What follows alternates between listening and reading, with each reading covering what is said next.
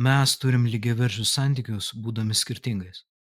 Tai yra mes kiekvienas per savo tarnavimą ir per savo, įgūdžius ir per savo savitumą įnešam į partnerystę susidirbimą per skirtingų dviejų žmonių susidirbimą. Mes darom sąveiką, kurdami kažką tai naujo, dviese per skirtingumą. Tai yra mes ateinam nelygūs, mes ateinam skirtingi. Tiktai lygumu mes vadinam tarpusavio pagarbą, ne perdominavimą, taip, savo valia kito. Patriarchalinė ir matriarchalinė sistema veikia. Ir tai yra abiejų partnerių pasirinkimas, bent kuriuo atveju.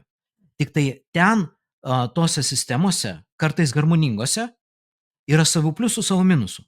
Nes kartais tiek ir vyras, tiek ir moteris nori sekti paskui savo partnerį. Ir jeigu tai yra du suaugę žmonės, o dažniausiai nėra, nes niekur ten nėra, nei lygiuose santykiuose su suaugusiu žmonių, nei ten, nei ten. Nes turėkit omeny, kad vyras, jeigu yra galva ir yra tironas, tai jis yra vaikas. Ir ten nėra suaugusio žmogaus, kuris myli savo moterį. Lygiai taip pat galinga moteris. Turi būti viskas pagal ją, dažniausiai. Tai yra irgi vaikiška pozicija.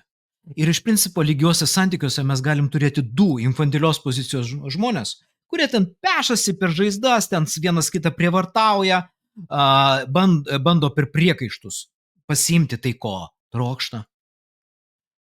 Ir mes turim lygiai taip pat suaugusius žmonės. Tiek lygiavertiai, bet skirtingų žmonių sistemoje. Tiek ir kažkas yra hierarchiškai aukščiau. Daugelį porų lygiavertiškumas yra suma lyderysčių skirtingų, atskirose srityse.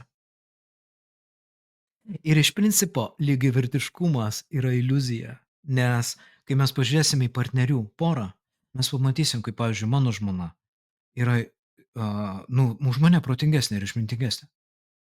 Bet aš esu lyderis per reikalų išorinių tvarkymą.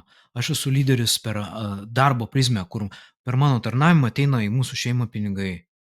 Kur aš esu lyderis, kuris vežioja žmoną visur, kur jisai nori vežioti.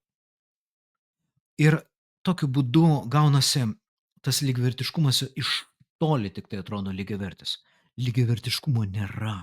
Mes kiekvienas esame lyderių poroj, toj sferoj, kur mes esame naudingi ir tarnaujam kitam ir kur mes esame stipresni.